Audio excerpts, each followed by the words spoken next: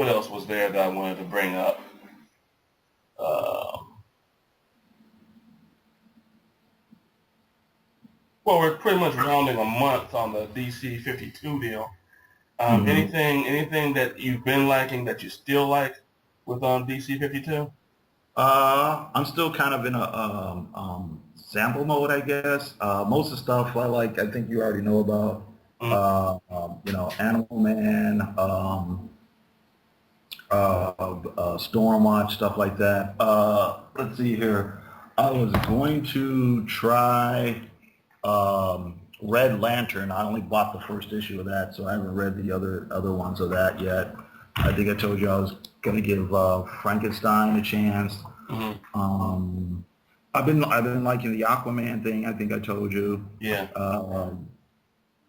Justice League, I'll stick with it for right now, even though it's kind of the writing is kind of mediocre. Um, I don't know. I'm trying to think what else was out there. I'm probably gonna hold off on Batgirl. Yeah, Batgirl. I didn't think it was terrible, but it didn't grab me enough to make me want to keep up with it. You know what I mean? Right. Um, I'm trying to think what else. I'll probably end up getting Swamp Thing in trade. Birds of Prey. I kind of tried that out late, on the late tip, but I kind of like it though. So Mm-hmm. I'll probably follow that for a bit. I have not read. I'm trying to think of what else is big. I have actually not read Justice League Dark, though I think a few people have been liking it. I haven't read Justice League International. I might, wait on that. OMAC, even though that's kind of something that would be right up my alley, I haven't, I had to draw the line somewhere, so I haven't been getting that. I Yeah. haven't read. Plus, I don't like the way they draw his, mohawk thing. I don't like the way they draw like a big fin instead of an actual mohawk. It's a Mm-hmm. dumb thing to nitpick about, but it kind of bugs me. Yeah. I'm taking it that you're waiting for the trade on Hawk and Dove. No, I'm gonna go buy all the original art. Yeah. The I know for me, as far as the 52 goes, um, the surprise shocker for me was Deathstroke. Okay. Um, it was something about, and I have to give props again to Tom's 2 Divine, who has his own channel for a comic book look, for Mm-hmm. bringing that comic up. And it's really been the book I've been waiting for. Not Okay. Deathstroke per se, but just a book with a villain being a villain. Sure. You Sure. know, there's no villain trying to redeem himself like in Thunderbolts. There's no villain trying to pretend like he's a hero in Dark Avengers or anything like that. A villain Right. can just be a villain. And Right. the only thing that, because right now that's near the top of my list in terms of what I'm enjoying in the Okay. DC52. But the problem is, can the writer make this a book that fits on several different levels?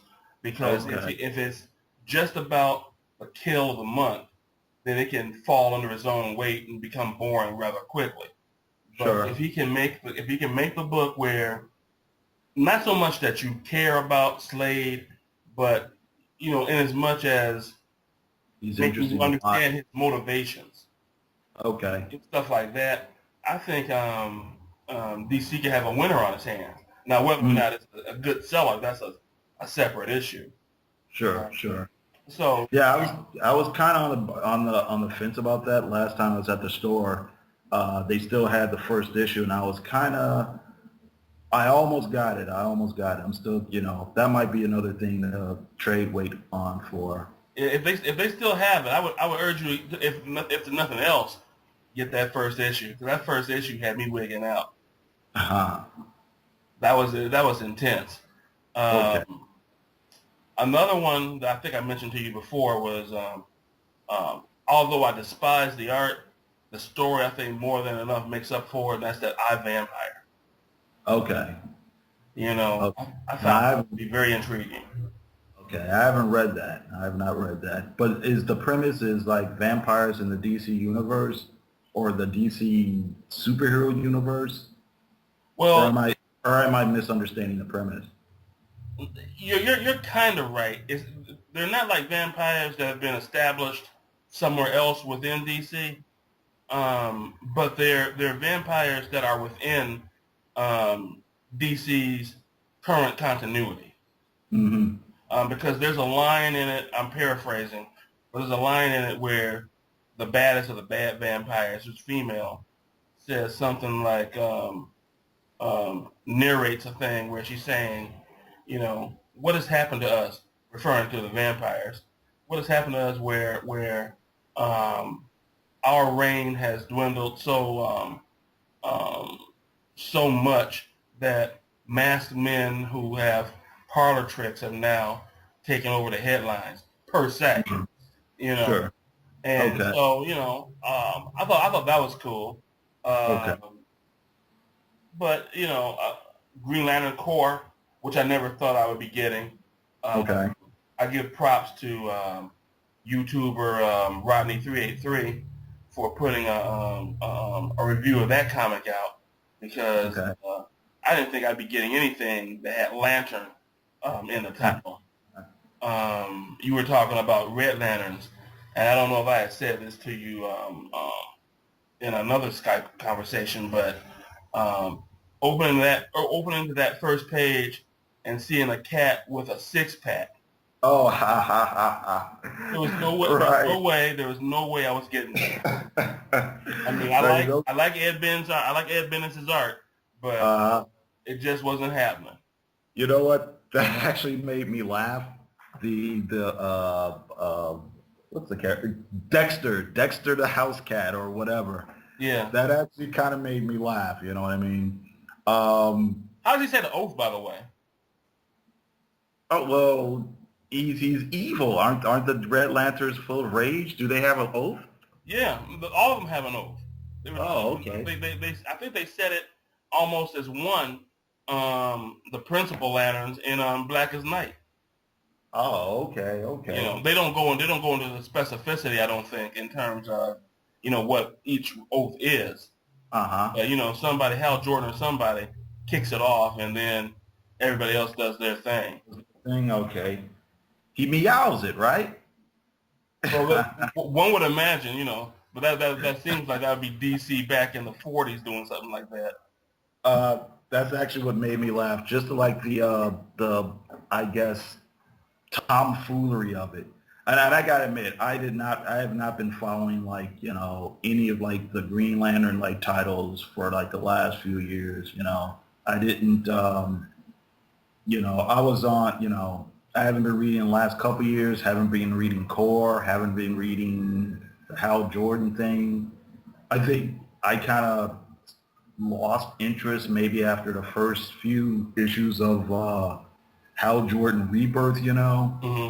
Then like after that they did like Blackest Night, and I didn't pick that up just because I was just, in, event comic fatigue, event comic burnout. So I really hadn't been following anything that was going on with the Lantern comics or the Lantern, franchise until like, literally like, last week or whatever, and like, like I like Ed Benez's art, so I thought, how terrible can it be? You know what I mean?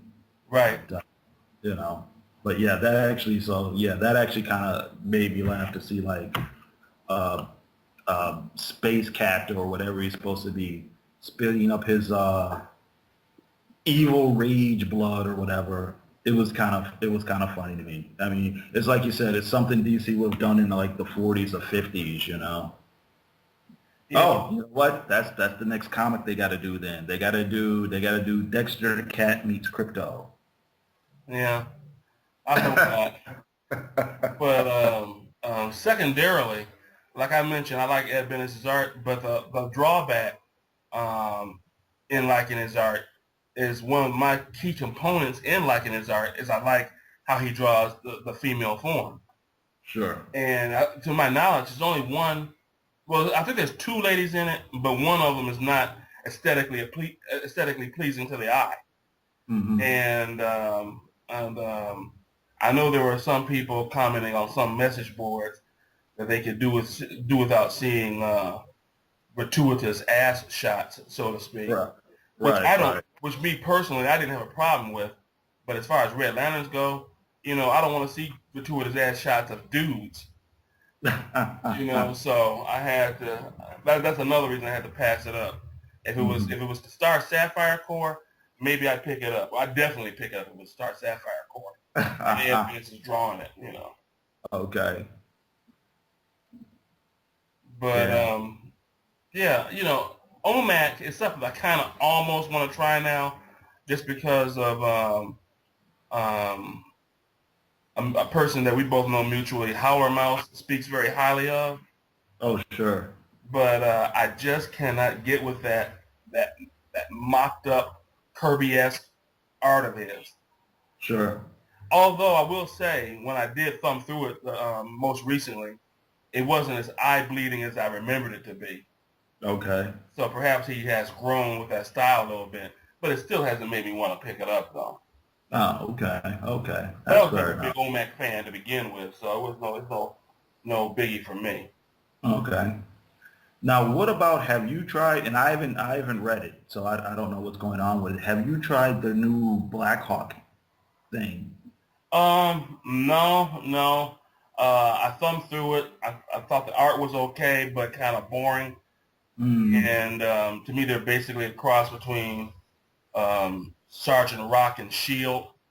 And Oh, I never cared for Sergeant Rock, and Shield is all just okay to me. So seeing a okay. merger between those two deals really held no interest for me. Okay. So Okay. unless I see something that just piques my curiosity, that's probably going to remain on the shelf.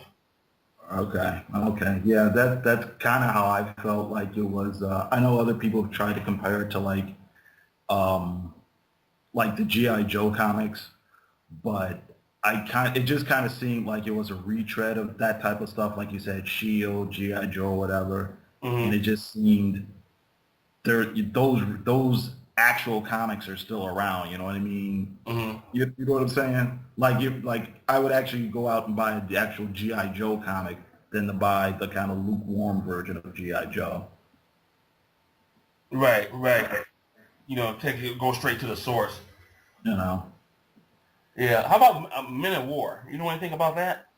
that I just know I know the premise is supposed to be it is the grandson of Sergeant Rock, and beyond that, I don't know anything. That's not even something I even like picked up. It just seeing the advertising blurb before, right before the 52 came out when they were handing out all the little pamphlets.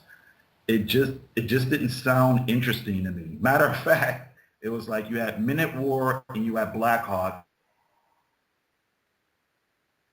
Uh-huh.